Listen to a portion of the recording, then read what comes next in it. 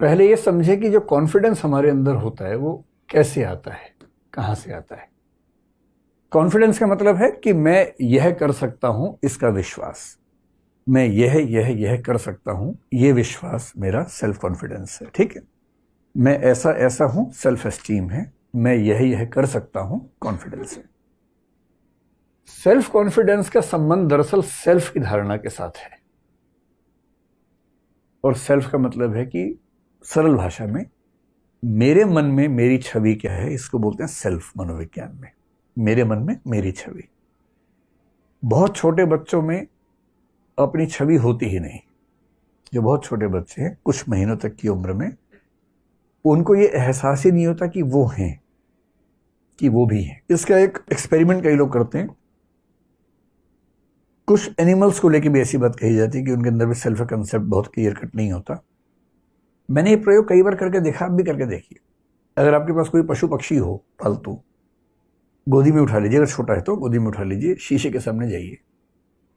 आप कोशिश कर करके थक जाएंगे, वो शीशे में खुद को नहीं देखेगा। वो नार्सिसस की तरह ये समझ ही नहीं पा रहा कि ये मैं ही हूं।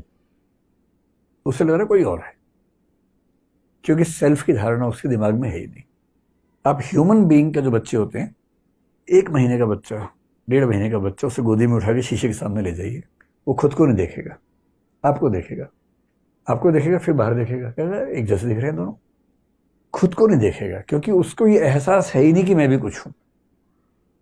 ये सेल्फ की धारणा धीरे धीरे बनती है। और कैसे बनती है? बड़ा खतरनाक कंसेप्ट है। सारा खेल मनोविज्ञान में इस कंसेप्ट पे टिका हुआ है। जिस व्यक्ति ने इसकी सबसे खूबसूरत व्याख्या की, मतलब मेरी राय में उससे अच्छी व्याख्या किसी ने की, उसका नाम था चार्ल्स हटन कूले। अमेरिकन सोशियोलॉजिस्ट, साइकोलॉजिस्ट कह लीजिए। 1860 से 1930 के बीच में रहा। और ठीक इसी समय में एक व्यक्ति और रहा अमेरिका में ही, जिसको हम बोलते हैं George Herbert Mead. George Herbert Mead.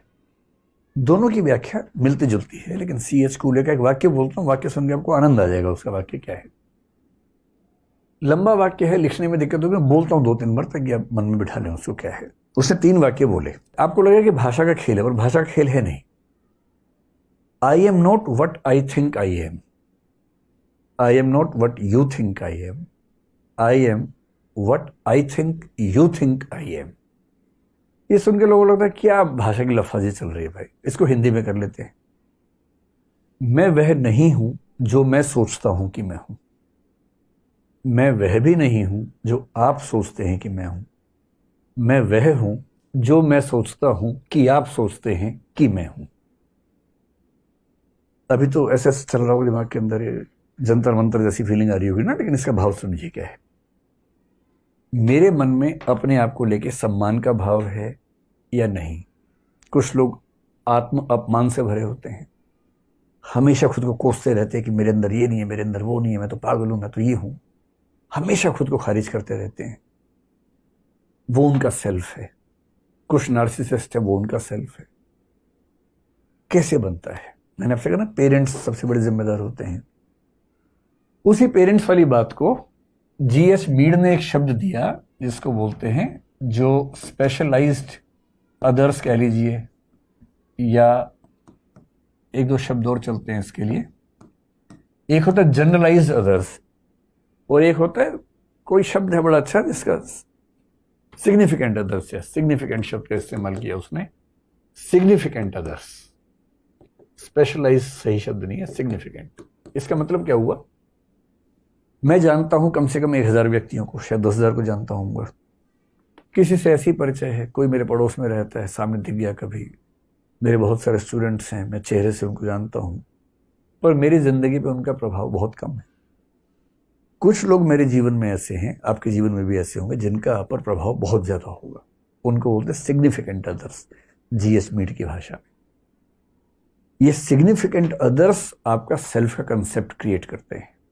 कैसे?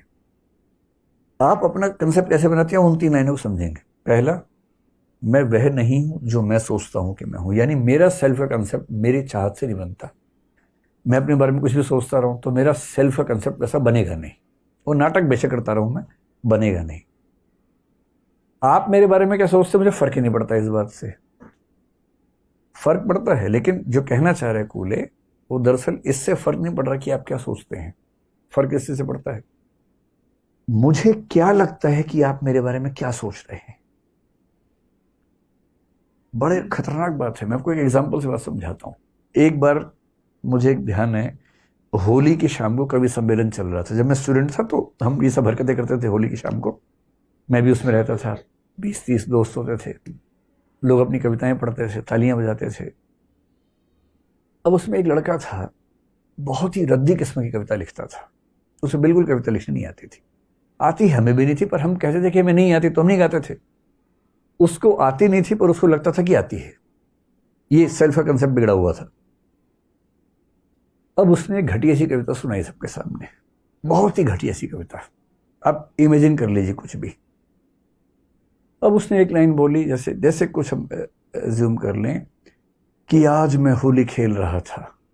ठीक है, सामान्य सी बात है, लेकिन लोग मजे लेने वाले बैठे थे। उन्होंने कहा वाह क्या बात कही है, वाह, अरे वाह वाह, फिर से बोलिए, फिर से बोलिए, फिर कहिए, वाह क्या, सुभान अल्लाह, सुभान अल्लाह, ये सब करने लग गए। अच्छा, बाकी सबको पता है कि मजाक चल रहा है, सब मुंह दबा के हंस भी रहे हैं। उस बेचारे को समझ नहीं आ रहा कि मजाक चल रहा है, और उसको लग रहा है कि इतनी घातक बात लिख दी मैंने, जबकि लिखा क्या है, आज मैं होली खेल रहा था। अच्छा, मजाक उड़ाने वाले भी ना सीरियस मुंह बना के मजाक उड़ा रहे हैं। सब समझ रहे हैं मजाक चल रहा है, एक वही नहीं समझ रहा। तो फिर उसने शर्माते हुए कहा, अच्छा आप कह रहे तो फिर से सुनाते हैं। आज मैं होली खेल रहा था, वाह वाह वाह, फिर क्या हुआ, फिर क्या हुआ। अब उसने ऐसे 3-4 लाइन सुनाई जिससे कोई वैल्यू नहीं थी कविता के रूप में, पर जब वो मन से उतरा, इतनी तालियां पीटी सब लोगों ने, इतनी तालियां, नहीं एक बार फिर सुनाइए, फिर सुनाइए, हम लिखेंगे, आप सुनाइए, हम लिखेंगे इसको, हम घर पे भेजेंगे, ये सब करने लग गए। वो बेचारा सुना रहा है, सब लोग नोट कोई नहीं कर रहा है, ऐसे पेन घिमा रहे हैं, ऐसे ऐसे काटे पीटे बना रहे हैं, सिर्फ दिखाने के लिए कि हम क्या कर रहे हैं। और अंत में उसको खूब तालियां बजा के कुछ पुरस्कार दे दिया। आपको प्रथम पुरस्कार आपको दिया जाता है। अब जब वो चला गया, सब ठहाके मार रहे, कैसा पागल आदमी है। और वो जिस भाव से गया है, वो सिकंदर समझ रहा खुद को कि मुझसे अच्छा कभी कोई नहीं है। अब तो निराला और कालिदास का स्थान, तुलसीदास का स्थान खतरे में है। कबीर का तो कोई पूछेगा भी, कबीर को तो मेरे बात, तो वो इस भाव में है। खेल किस चीज का है, मुझे क्या लग रहा है कि आप मेरे बारे में क्या सोच रहे हैं, जबकि सब मजाक बना रहे हैं, पर इसको लग रहा है कि लोग उसे तारीफ कर रहे हैं। और इस लगने से उसका सेल्फ कॉन्फिडेंस इतना बढ़ गया कि इसको अब लगता है कि आज मैं ऊपर आसमान नीचे, ये उस भाव में आ गया है। ये है सेल्फ कंसेप्ट।